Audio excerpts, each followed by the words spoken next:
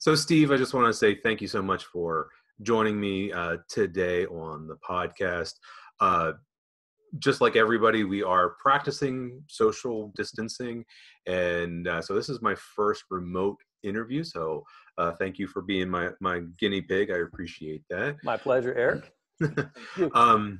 So I've interviewed Steve before, about 9 or 10 months ago, back in June or so. And we got in a really nice conversation about his journey into art, but really wanted to kind of bring him on today to kind of maybe talk about sort of what we're all going through. So,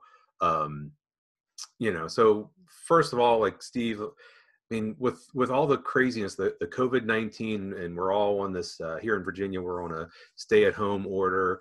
How are you doing, man? Hey, well, thank you for asking. I'm doing better.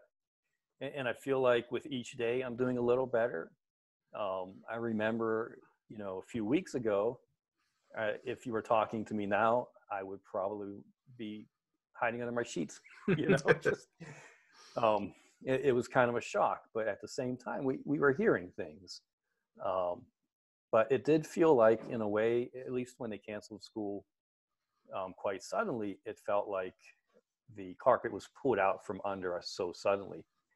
And I was telling my wife, Chris, how this is going to be an adjustment, because I am so used to being around people day in, day out, and lots of people, talking to people, interacting with people every day, from the minute I get to school until I get home around 3 or 4:30.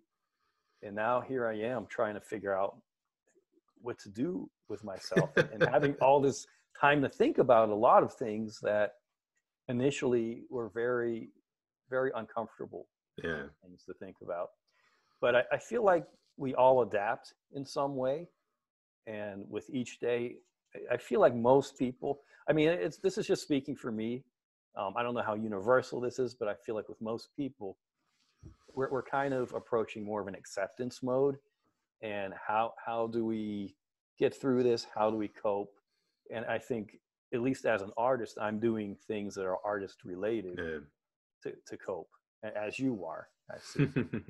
So yeah, I think it really came as a big shock to everyone, especially here, in Northern Virginia, where we both live.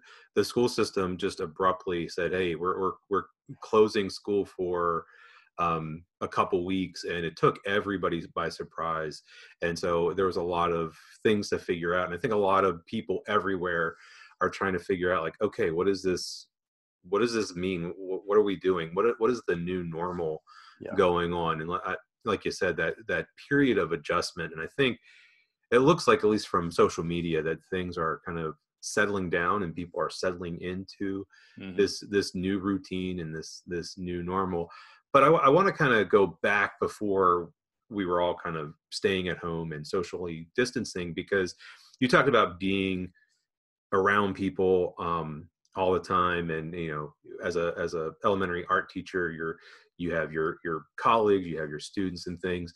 And so as a former teacher, I know how busy life can be. So, like, before this, like, mandatory slowdown happened, how were you finding time to, like, for your creativity, for your artwork? Yeah. What were some of your things that you were doing? That's a good question. Oddly enough, I find when I'm on a set schedule that I'm better with setting a time frame to work on things. So I have my basement studio, and a lot of times I come home, I'd pass out on the couch for a little bit, have something to eat, hang out with Chris a bit, and then I'd set aside maybe an hour or 2 or even 3 to go down in the basement and work on drawings or work on paintings or whatnot. Whereas I find now I'm more of in a reflective mode, where I'm returning to things that I've made before, thinking about those things more, even writing about them. But while I was working at school, I'd come home and I'd have something. I actually had, I guess you could say, artistic projects set up for me to pursue. And I would hit those at full speed. And it was something to look forward to, because it was my time, it was me time. And I really would get into it. Yeah.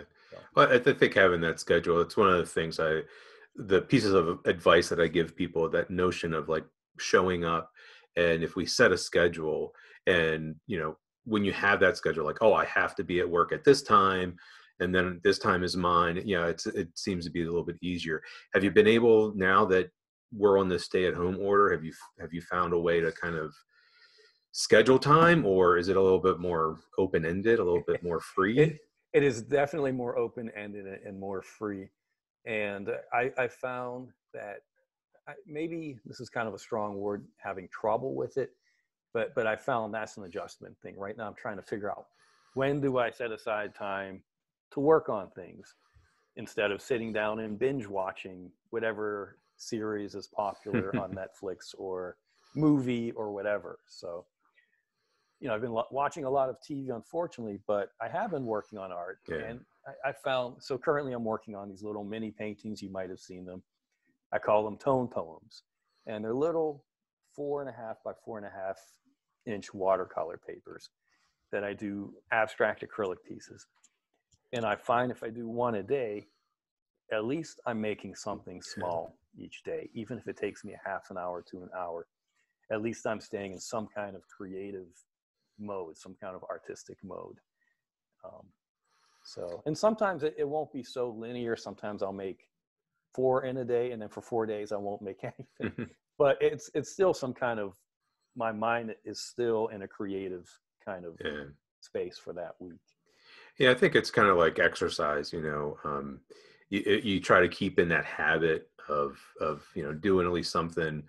Here recently, I've got try to get back into walking more because Mm-hmm. even before the stay at home order, I mean, a lot of my time was at home.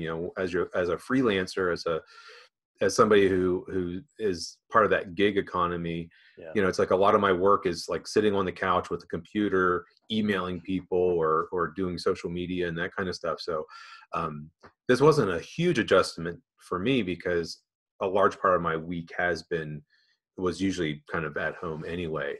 Yeah. um, but yeah, it's like that exercise, like trying to get back into that routine and get myself moving and things like that. So I kind of feel like with art, a lot of times there's a lot of correlation, or a lot of analogy between the kind of like working out and Absolutely. exercising, because it's creative exercise, I guess, is a good way Mm-hmm. of putting it. So I don't know. I know you occasionally listen to the Creative Pep Talk podcast. Oh yeah, love it. And Yeah. yeah, so I don't know if Andy you J. listen. Pizza. I don't know if you listened to it recently. I think last week or a couple weeks ago, he was Andy J. Pizza, the host, was talking about how during this time that we have to be careful of like binging on sort of the unnutritious kind of stuff, Mm-hmm. like a lot of social media kind of stuff and things Yeah. like that. And he was just saying how it was very easy to kind of fall into that, because a lot of all this stuff is happening and people are on social media and they're trying to connect, and all this stuff is coming up, and Yeah. watching like strange videos or things like that. But then he Yeah. talked about like trying to find inspiration elsewhere. It's kind of like more nutritious. So like he kind of related it to the hungry caterpillar, Mm-hmm. and how like the hungry caterpillar goes and he's eating all this stuff that's not nutritiously filling, and he's always hungry. And then once he Right. finally like gets that sort of the more nutritious stuff, then like his hunger satisfied. So Mm-hmm. that was his analogy, was the hungry caterpillar. Yeah, I It, listened to that one, and I really love his analogy to us sheltering in place to chrysalis mode, kind yeah, of being in that kind of incubation period right now, where something is changing inside of us, yeah. and it might not be apparent, but I really love that analogy. But sorry to interrupt you. No, no, no, no. I'm glad you listened to it, because then you kind Yeah. of know where I'm coming from. But he was talking about like looking for inspiration in like other forms, especially other art forms, Mm-hmm. and or looking at, like, if you're an illustrator, looking at, instead of just hanging out on social media all the time, like going and looking up illustrators that you admire and kind of feeding your soul kind of Yeah. with that kind of stuff. So how have you been sort of not just binging, like you said, you've been watching a lot of Netflix and Hmm. a lot of TV and such. So um, are there other things that you've been kind of snacking on, to use his kind of Yeah. language? Yeah. Absolutely.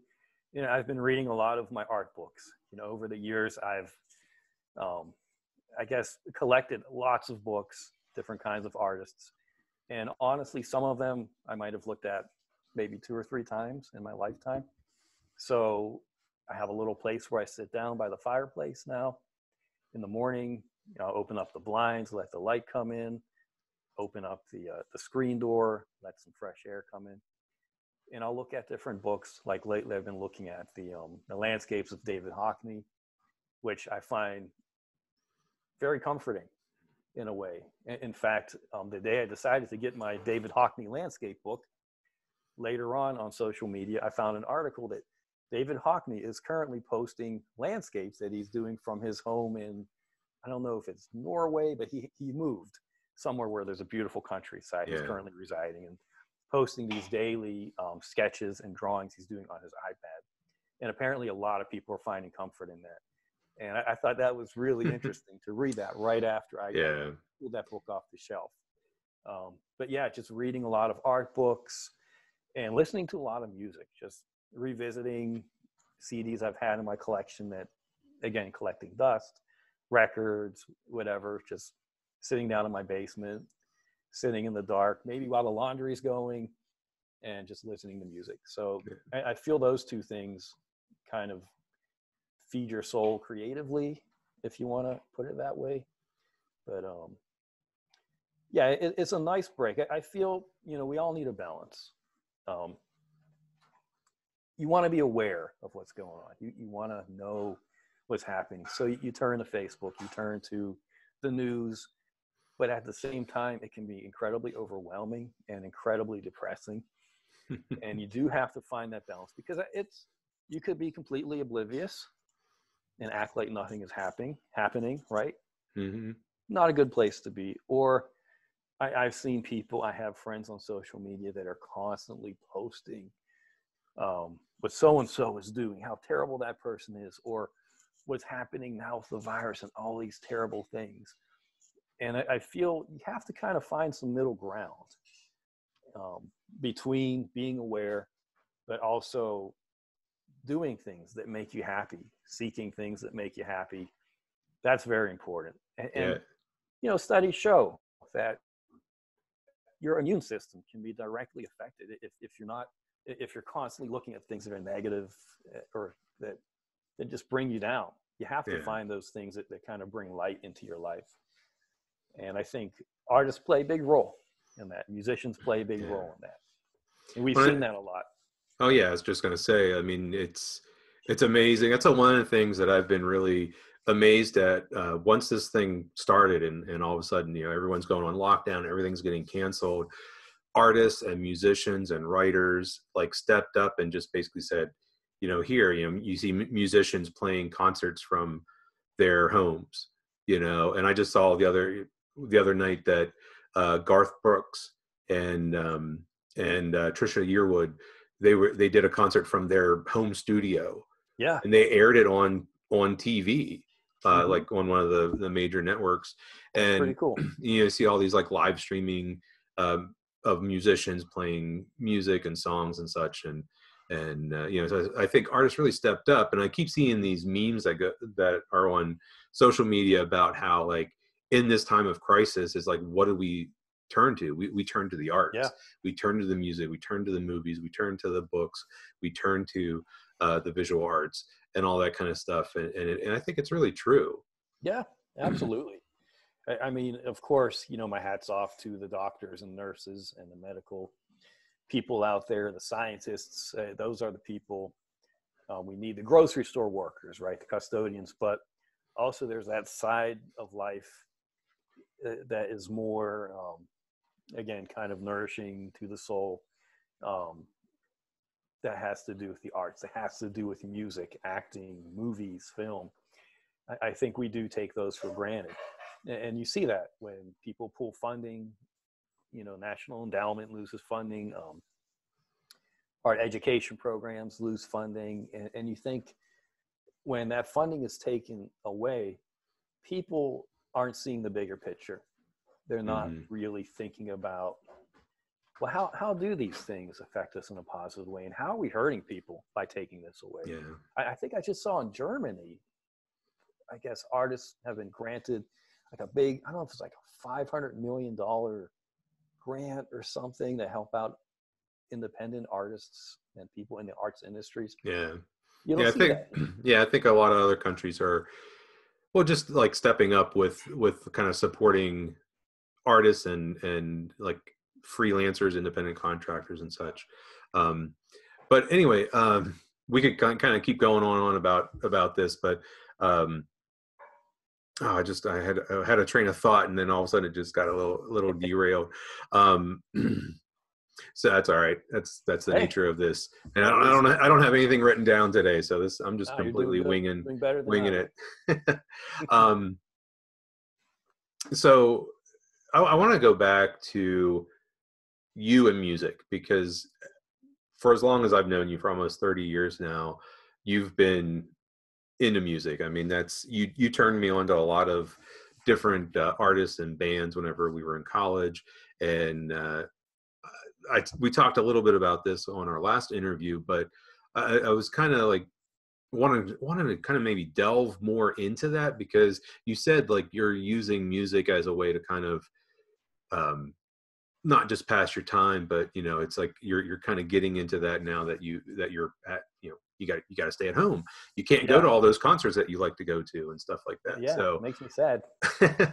um, so I just kind of want to like maybe dive into that, Hmm. like your love of music, and then how maybe that has influenced or come out in your art. So, Yeah, yeah, I don't know, sure. just kind of Yeah. talk about this love of music of yours.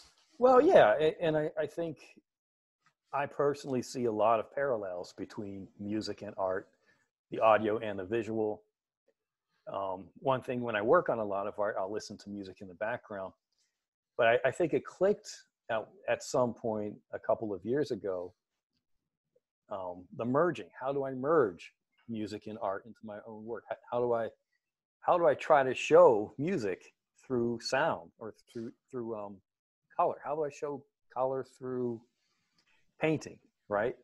Um, so I really tried to work on that, and I started a whole series based on something called chromesthesia, which is the phenomenon where you can basically see sounds. And it's something I don't have, but I thought it'd be kind of neat to explore that in art. And you see a lot of artists like Kandinsky. There's a whole, even Georgia O'Keeffe apparently explored sound in her art. She was a big classical music fan, so she tried to show that in her paintings for a while, but then she went on to more representational work.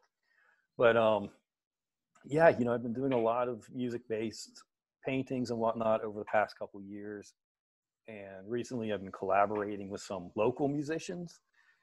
And before this all happened, the whole COVID thing, we actually, myself and some local musicians, had a couple of actual releases planned that were kind of art and music related. So, for instance, I've been working with a musician named Tristan Welsh. I guess you could categorize him as ambient guitar. Music is all instrumental. And I discovered him through Instagram. A big music fan, a record collector, was posting footage of a concert he went to, a little mini concert at a record store in DC. And I thought, man, that guy is good. Who is this person? And I went and checked out his music, and I found out he lived nearby. And I went to check out one of his shows. We started talking and communicating back and forth, and we thought, let's do a collaboration where I'll work on like an abstract painting using different types of colors and textures. You try to interpret that in your music, and then vice versa. You send me a track, and I will try to interpret that through my painting. So over the course of maybe a half a year, starting last spring, we accumulated about 9 tracks, really beautiful, amazing tracks that he did. I had nothing to do with the music part, but and it got to the point where we had everything ready to go. We picked a CD manufacturer in California.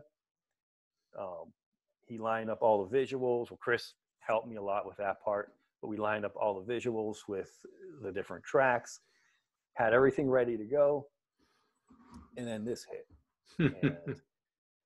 And I discussed it with Tristan over the phone. Like, what do you think we should do? Because currently the factory is closed down, right? Yeah.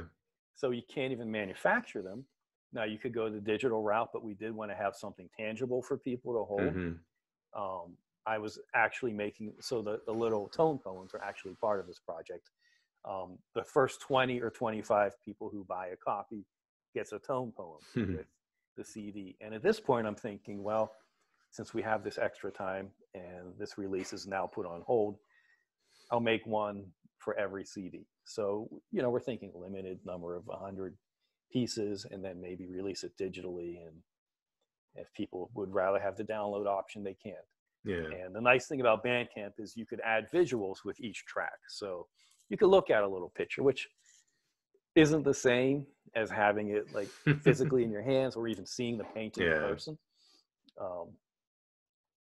But yeah, and I also collaborated with, again, Tristan and a few, actually about 5 other local musicians, kind of in the same realm, ambient, electronic, instrumental stuff, on a project for Australian wildlife. So when we had the whole issue in Australia with the wildfires going crazy, decimating populations of koalas and kangaroos and whatnot, I kind of felt helpless as an animal lover.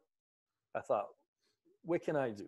And it was almost an instant knee-jerk reaction, like something art related. So I'm going to start making these, returning to my kind of endangered kingdom portraits, drawing these Australian animals, giving them crowns. But how can I take this one step further? And I thought it might be kind of cool to see if local musicians can interpret these animals and these pictures in their own way. Who knows? And I reached out to all of these people, and they got back to me right away.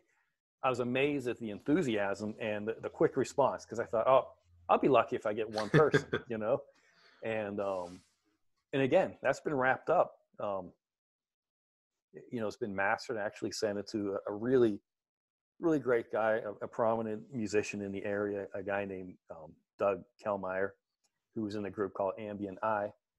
And he mastered all the tracks for us, and he actually did a track for it as well. And he says they're ready to go, but again, here we are. We are going to do 100 copies, right, with artwork. So you have a book of artwork to go with each track, but here it is now on hold. So, I mean, in some ways, kind of nice to just kind of stop and hit the brakes and relax a little, but at the same time, everything is kind of on hold. Yeah. Right. So you just kind of have to look inwards, and that's what I've been doing. So while I'm doing a little bit of art, I'm also reflecting on things I've done in the past that maybe I haven't thought of so much. And that's kind of where I am right now. Yeah. But I will say that these releases are going to be amazing. I mean, I am blown away at the quality of the work that has come from these artists, these musicians. Well, the nice thing is if you can release it digitally, then people at least can get the music. Yeah, it's not the same. But it's like, if the other kind of music collectors are like you, like, we'll take the digital now because that's what we can get. But then it's like when they can actually have the physical copy, then they're going to collect that because. And it's also a matter of relevance. Like right now, sadly, who's thinking of kangaroos right now? And, I mean, I might be in the minority, but right now people are just thinking about, how am I going to get through the next day? Yeah. A lot of people are thinking about, how am I going to make some money right now? But at the same time, I do believe, global warming, environmental destruction, and the loss of habitats and species will always be an issue. And it's something we can all band together and combat in some way through our art.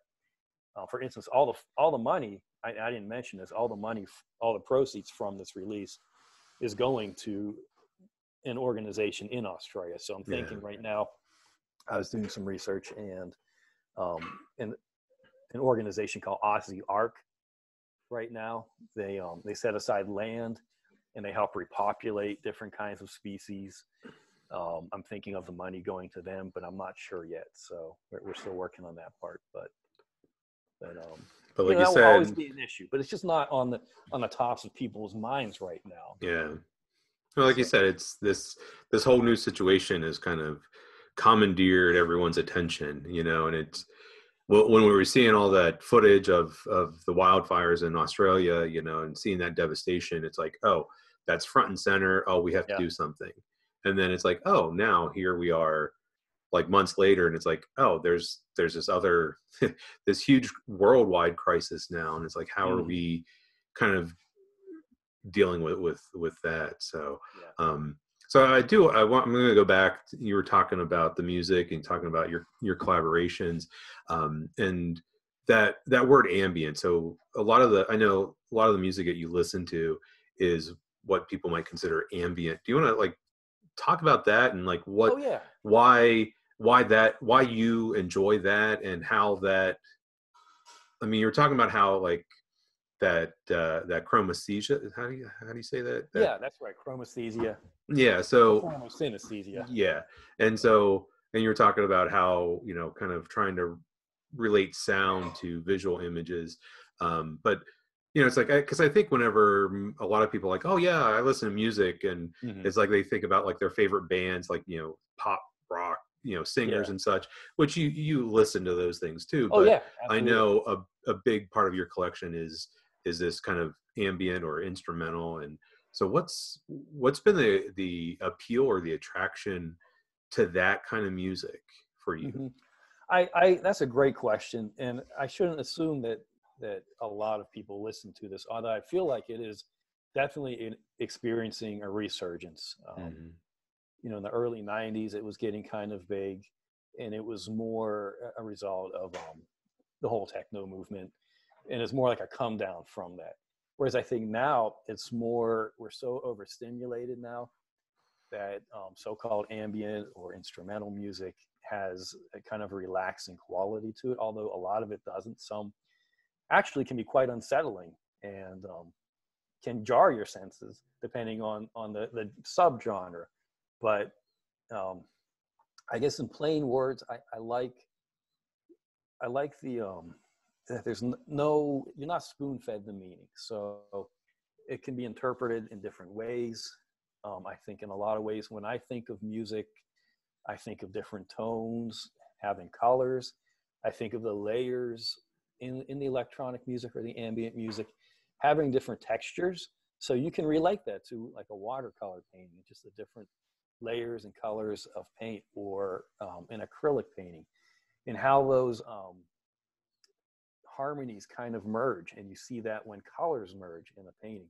I feel there are so many parallels that the two are almost intertwined. Hmm. Although it's a very non, I don't know how to say it, non-literal way Yeah. of listening to music or making music or looking at art or making art. It's, you can interpret it different ways. I mean, sure, there are different tones, there are different moods, there's a different feel to different types of instrumental or electronic or ambient music, but it's really open to more interpretation, which I love. I love that freedom. Yeah.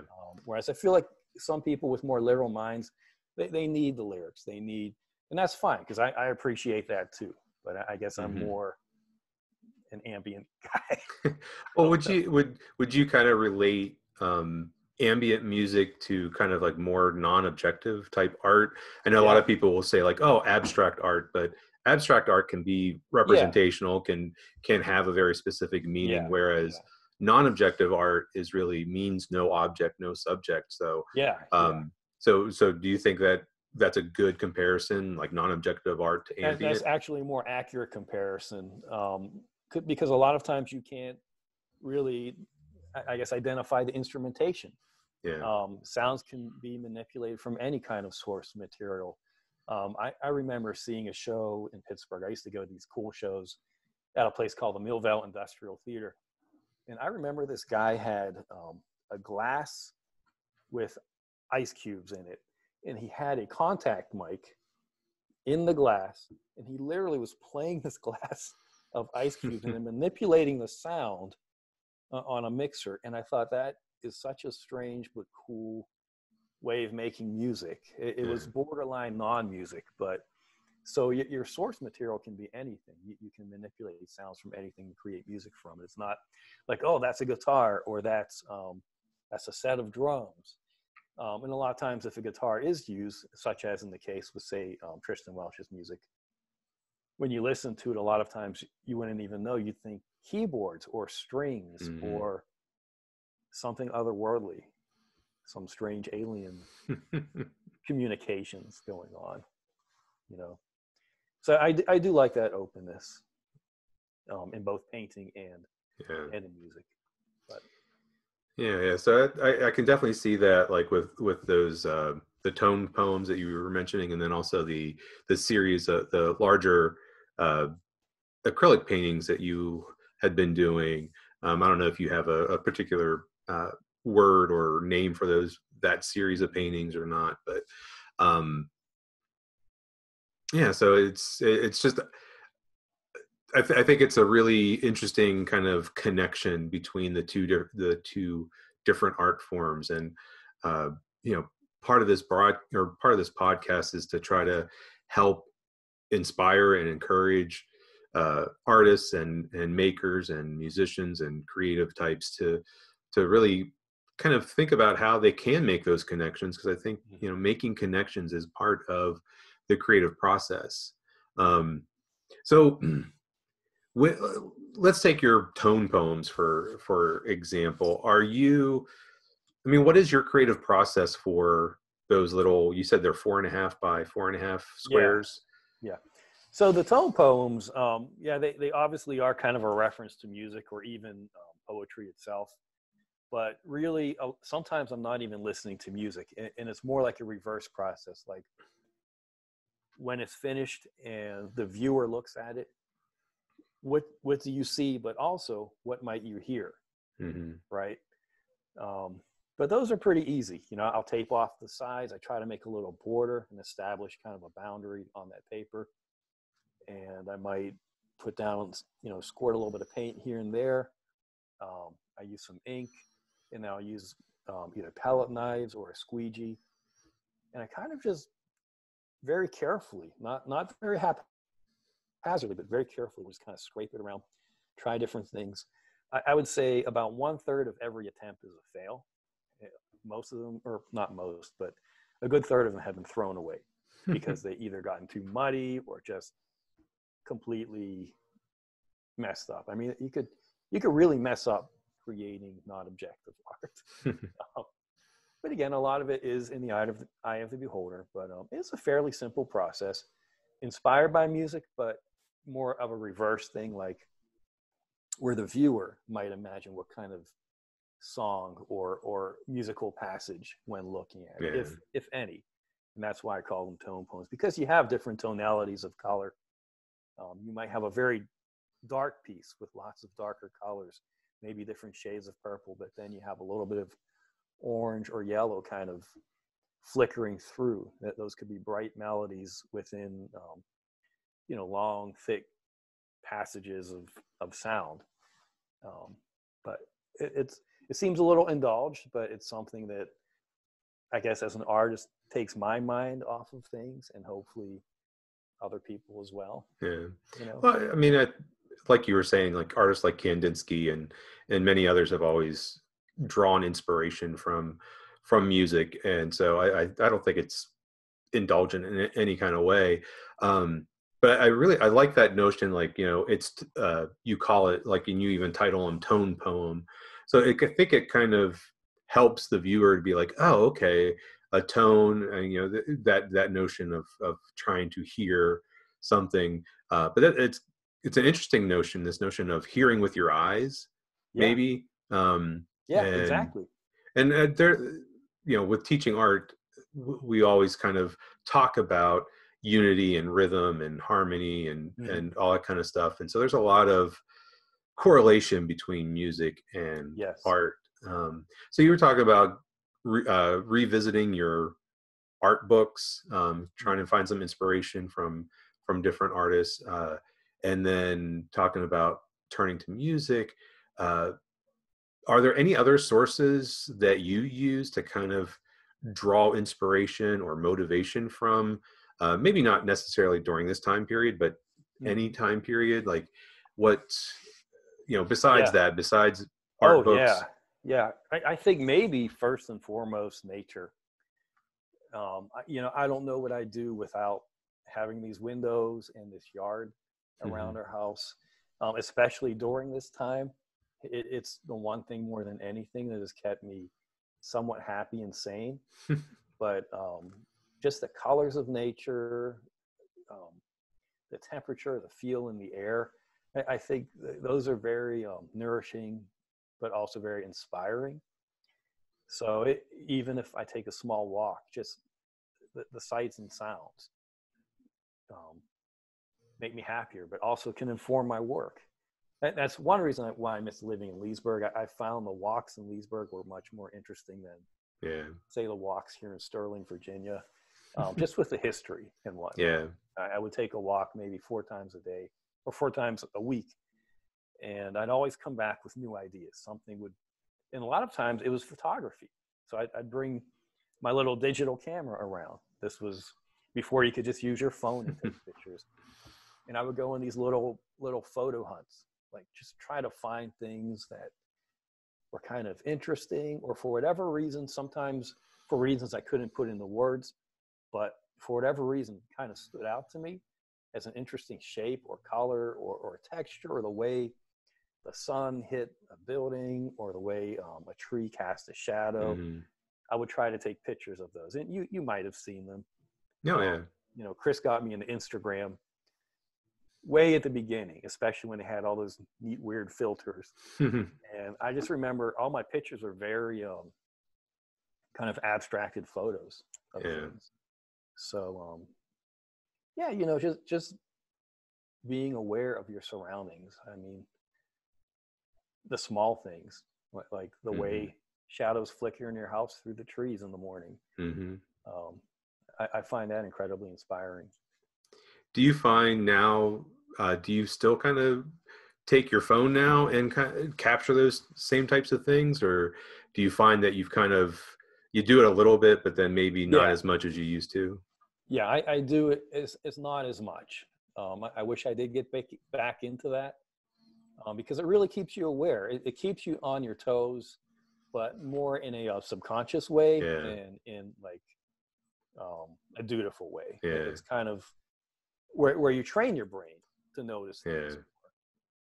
It's just like keeping a habit of, I think about Danny Gregory and his daily habit of sketching the mundane things, something I do a lot with my students. Draw everyday objects, try to find the extraordinary in the ordinary.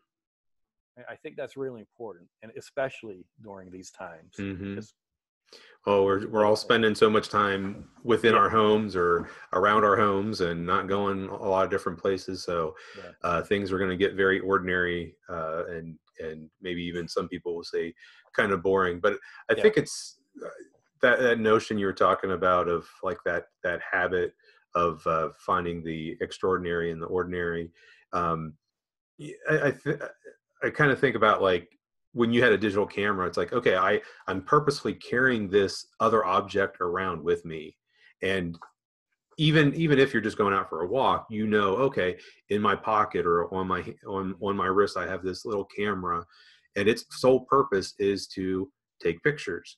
And yeah, so you probably, it's easier to be in that habit of noticing when you yeah, have that object. Whereas like with a phone, I mean, I don't even know why we call them phones anymore, because yeah. It's we a mini don't. computer. Yeah, Just I don't. in your hand. I really hate talking on the phone. So Yeah, me the too. majority of what I do on my smartphone is computer stuff. It's Yeah, social media. It's that kind of stuff. I take pictures. I use it a lot for my hmm art and stuff. But But I think, having this multifunctional device Yeah. makes it harder to be intentional with it. Right. It's like where when you have like a dedicated camera and you're Hmm. walking around, it's like you have this physical object that you're like, oh, okay, I'm going to walk around and make sure that I take pictures, Yeah. Yeah. and with a phone, it's kind of like you sort of sometimes forget that you even have it on you, or Yeah. you don't Yeah. think about it in like using it in that way. So That's true. Yeah, I like how you put that. Like you have it's almost an intent to go out yeah. and take these pictures. And I just remember the thrill of getting home and then plugging it into my computer and uploading the photos and seeing what they really look like on a computer screen, and what can stay and what can go, Yeah. which was always so much nicer than, and this might date us, but it was always so much nicer than when you would get actual photos from the photo mat, and you Well, get maybe and 4 out of 26 that turned out yeah. okay. Well, I was just going to mention Don't that. I always. mean, like that was that, when we were in school, when we were in high school and well, middle school, high school, college, that's what you did. You had a film camera and you had no idea what it would look like. At least with a digital camera, you had, unfortunately, they always had like a little tiny screen. So you had an idea like about the composition and whether it Yeah. looked good, but you could always delete things that you really knew didn't work, Right. and Right. but then it's like when you got them back into the computer and you saw them bigger and you're like, Yeah. oh wow, that one really works. And then of course you can always manipulate it and crop it much, Mhm. you unless you had a dark room, you really couldn't do that with traditional film photography. Yeah. So You and definitely me had something a little different. experience in the dark room too. I Yeah. know you taught photography to high school Yeah. kids. When I was in high school, I think my junior year, I was actually in charge of the high school dark room, which in itself was such a cool thing. Like this Yeah. ritual of going in, setting up the stop bath and the fixer and the chemicals, even though they're harmful. I love the smell of it. Well, I like that word ritual. So you just mentioned that as far as like the dark room, but Mhm. like you can also think about it like as far as making art. I mean, just that idea of you walking around with a digital camera Mhm. and being able to know something that became a ritual, something that Yeah. is and you think about a ritual, that something that you do over and over again. It's a habit. It's a way of setting that intention. Hmm. And I think perhaps that's part of the creative process or making art or creating things, is that notion of having some type of intention. It doesn't have to be very specific, but that notion of like, okay, my Yeah. intention is to walk around and have this camera and try to notice things and Hmm. take interesting sort of abstract images. Or I Yeah. know for me personally, a lot of times when I sit down at my studio table and it's like, okay, my intention is just to start getting something going on these little pieces of art, not Yeah. that notion of like, oh, I'm going to make this masterpiece. I don't. Right. Right. So do you Yeah. have any, oh, sorry, go ahead. Oh, and that's something I know you talk a lot about, how your journaling process and even working on your individual pieces are a very nonlinear thing. Yeah. And that's something I discovered working on my abstract series of paintings a couple of years ago, is that at first in my mind, I'm like, okay, I'm going to get this painting done in such and such a time and then move on the next week and Hmm. do one. And I found as the weeks progress, that's just not how it works. Yeah. And even into months into the series, I would return and do completely different things to those paintings. And I think, and I don't want to repeat too much about what we talked about when you interviewed me at first, but I think we did touch base on this a bit. How a lot of times art is not a non-linear thing, and it's just good to get something started, even if Yeah. you make a few marks on your paper for 10 minutes a day, and just return to it if you can. Well, It's the hardest it's, part for a lot of people. It's just yeah. returning, or just sitting down at your table or your studio and actually making something Hmm. instead of watching Yeah. whatever. Oh, it's that idea of inertia. When you're sitting down watching something, then it's like, oh, I have to overcome gravity and stand up and turn off the computer or turn off the TV, and it's just easier to stay on your couch or in your chair. Um, but what you were just saying about like just getting something started just reminds me, and I've shared this before on the podcast, and I know I've shared it with you, but a couple of my favorite quotes. One of them is by artist Chuck Close, and his famous quote is, "Inspiration is for amateurs. The rest Mhm. of us just show up and get to work." And so Yeah. his notion is that you start the work, and then the ideas come. And that's Yeah. how I always look at my journaling and my art making, is like, let me sit down and start something, and then I can figure out what it's going to be about. I can figure out those Yeah. the the the ideas, the concepts, the themes. And the other one is by, I think it's Picasso, but I think it's something. His is like, inspiration does exist, but it has to find you working. Yeah. um, So and accurate. and so that notion again, that when you are working, when you start something, your hand is moving, I think something clicks in your mind. And Yeah. going back to that idea of a ritual, of a habit, of something that you do. So you were talking at the beginning of this about how, for you, during the school year, when you're teaching and you're on that schedule, then your ritual becomes like, oh, I'm going to come home, take a nap, then have dinner, spend a little bit of time with my wife, and then I'm going to go down and make some art. Maybe I don't do that every day, but Yeah. you do it enough that it becomes kind of a habit, becomes kind of a ritual. Do you have any other kind of like little rituals that help motivate you, or help get you going, or help you get started with making things?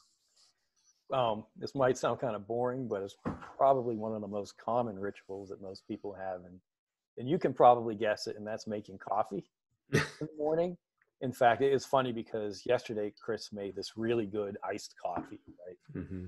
And she left it in the fridge for me to have this morning, and I completely bypassed it, went straight, to I do that what you call the filter coffee, where you just make Hmm. a little drip through, and got my coffee grounds, and just started making it, heat up the kettle. And so I'm just so used to that ritual, but it's kind of the one thing I need before anything else. It's making the coffee, hearing the water boiling, smelling smelling the coffee and drinking the coffee. And that's kind of a ritual that just, I don't know what it is, but it just kind of sets everything else in motion. Yeah. I don't know if that's a creative ritual. I mean, I guess you could get creative with your coffee, Yeah. but Well, I mean, that I think just makes in the anything that morning. gets you going. Yeah.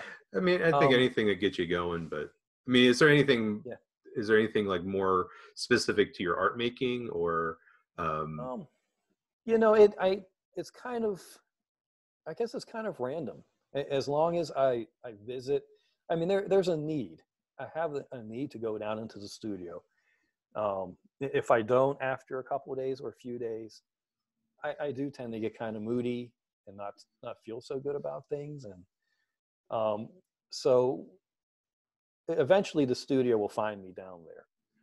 And whether I set aside a certain time or not, I'll find myself down there working on something, um, putting on a CD, getting some paper, cutting it up, or finding a canvas and just playing around with paint.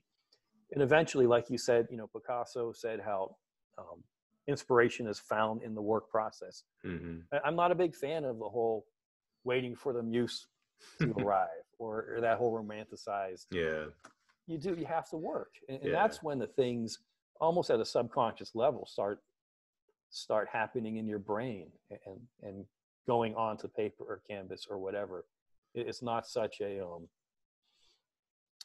literal thing, I guess. Hmm. Yeah, I mean, we talked about this the last time, but I do think that there's this myth that people have, that artists sit down and they fully imagine or fully envision what they're going to make, and then they set out to make it. Yeah. I think sometimes we do that. Sometimes we might have a vague notion, Yeah. Yeah. but then we go to make it, and then we have to sort of balance that vision that we had with the actual artwork. And I think a lot of times people get frustrated because the vision that they have in their mind doesn't match what they're actually making, and Yeah. it gets really frustrating. So I And think if that, we, yeah. so I And was just that's going not to say, necessarily a bad thing, you yeah, know? yeah. Um, Well, I think sometimes though people are like, oh, well, it has to match, and yeah. because it doesn't matching, then I'm doing something wrong. Hmm. And so I, you know, and that's part of this. The mission of this podcast is to try to help dispel some of these myths and these misconceptions that we have about creating and making things. And whether we're musicians or writers or artists or whatever our creative bent is, that there are things that we can do to kind of help ourselves to kind of get going and things like that. Yeah. And I think in this time period, like, we're all going through this together. This isn't just something that's isolated that just a few of us are going through. Yeah. um, and I think more and more people are turning to things like podcasts to help them get through. And so, I would ask if you have any kind of advice for folks during this time, as we're cooped up in our houses and some people are really stressed out about things. Yeah. And you've talked about finding this balance, and we talked about being inspired by other things, but is there any kind of advice that you would give people Yeah. to help them through? Yeah. I mean, now more than ever, you're seeing artists and musicians offering their services, right? For free, essentially, in many ways. Um, and they set a really good example as to what we can accomplish if we just do it. Hmm. And I feel like if you're waiting to make that drawing, or if you're waiting to start writing or learn that instrument, I think now's a good time. And now that more than ever, it's therapeutic. It will take your mind off of things. You will engage more with yourself, I think, um, mentally, even, spiritually, if you want to put it that way. But I find you'll find a lot of fulfillment by just trying something new creatively. And you don't have to show it to anyone, or you can. That's fine. Find someone who's supportive. There are communities all over now online that are there to help you and encourage you. I think of your podcast, and I think of the Creative Pep Talk, and so many more that people can turn to. And I think now's the time to start listening to those podcasts and start exploring things that you might have been afraid to explore. Now would be the time. It's that simple. Yeah. Because you really can't, Chris and I, we haven't really gone anywhere in almost 2 weeks, right? I think about how I used to go all over the place. Oh, I have this concert I'm going to. I might eat out here, or let's go see a movie here. Well, now we're kind of stuck indoors, so to say. So Hmm. now we are kind of forced to do things, and I don't think it's necessarily a bad thing. Yeah. I'm looking at books that I haven't seen, I haven't looked at in ages. I'm listening to music that I haven't done or listened to in so long. And I'm making art on a somewhat regular basis. Yeah. So I think now's the time for people to try things, and maybe do it as a family, or do it with your spouse Yeah. or your partner or whoever. You could do what we're doing right now. I mean, what an Yeah. amazing time. Technology is becoming more human. I mean, we're Yeah. sitting talking. Who would have known that we could do that 20 years ago, or Oh even yeah. 10 years ago? Well, and Um, especially, like, you're just 20 miles down the road from me, but you could be on the opposite side of the world, yeah, and yeah, you and I could be having this conversation. And that's the amazing thing. And I know artists, and actually I'm one of the artists who I'm inviting people to come into um, sort of some of these online meeting places and make art together. And you yeah, see that in the news a lot, where people are coming together, whether it's to celebrate a birthday or just to hang out, or they're having virtual happy hours. yeah, And people are finding a way to stay connected. And uh, I kind of, when this all like started happening, I was a little stressed out about things, more just the fact that, yeah, like, oh, all this stuff that I had scheduled is getting yeah, canceled. But then when I started realizing, like, oh, there are millions of people that are in the same boat that I am. And I Yeah. just saw the unemployment figures, that the latest ones are like 6 million people have Yeah. filed for unemployment here in the States. And before that, the week before that, it was 3 million. And Right. then before that, the most that ever had been was like 600,000. Yeah. So, you know, we're so beyond that now. So many people are very much, they're in that, you know, they're just in that boat where, you know, things are just, you know, Yeah. we're not really sure what's going on. Yeah. So I was Yeah. stressed out about that. But then I started thinking about like, well, this is a opportunity in disguise, that there's an opportunity here to do things that perhaps we were just saying like, oh, I don't have the time, or I don't have the energy, or I don't have the motivation, um, or to do things in a different way than we have been. So I kind of feel like the world, the universe has said, oh, here's the pause button. Yeah. Let's like kind Yeah. of take a moment and kind of see things differently. So, I agree. I think there is a, kind of a silver lining. I mean, I'm glad that I have that luxury to say that, hmm but I think, you know, on a personal level, there's a silver lining. And as far as us creatives and artists, there definitely is. Um, I think maybe on an environmental level, there is as well, but that's a whole other topic. Um, but you know, I do believe that humans do have the capacity to find the good in the bad. That we can, um, you know, kind of create a diamond from yeah. this this mess, and eventually, I'm very hopeful that we'll come out the other side stronger and um, maybe changed for the better. hmm Yeah, I would hate for us, for things to go back the way they were, and for all of Yeah, us to kind of go back to exactly the way we were before this happened. yeah, because And they weren't very good, and and, and I mean, you are seeing the failings in these structures set up by, you know, these societal structures, hmm and by you know, world leaders. You can only hope that we also start voting for world leaders who it's about us and not them, um, who actually have the people in mind and not their own personal security. But again, that's a whole other.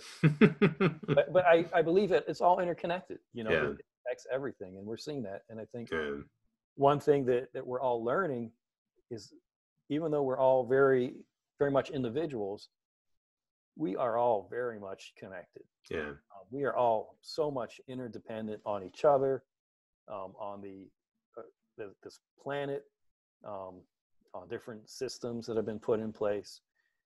So they do have to improve for the better. So while I'm hoping things return to some state of normalcy, not the kind of normalcy exact exactly that we have been experiencing, where so many people have been hurting.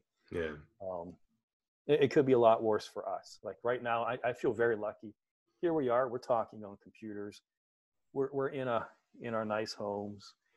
We are able to get through this hmm a little easier than maybe some people right now. Yeah, yeah. Um, so, but yeah, I feel we are kind of in that chrysalis stage where it's kind of scary. You think about how vulnerable the butterfly's chrysalis is, kind of hmm hanging there as it's transforming. I mean, it's prone to birds, other predatory insects, but if it makes it out okay, it becomes a free and a whole new creature. Yeah, A whole new life has begun for that. yeah. Yeah, I think that is a good analogy that Andy J has brought Yeah. up, that idea of the chrysalis, and we're in that time period now. So, um, but anyway, I mean, I think that's a good place to sort of wrap this up. So, just want to thank you so much for stepping in today and helping me out with my first remote Hey, podcast interview. happy to be your guinea pig, Eric. I'm excited to be able to do this with other artists and other creatives. Yeah. So, Looking um, forward. yeah, yeah. So, uh, any last words before we sign off? Just be good to yourself. Try to see the light where you can find it. And if you haven't started something creative or artistic, do it now. Why wait? Now's your time. All right. Thanks so much, Steve. And thank you all for listening. I'm Eric Scott. And as always, happy creating.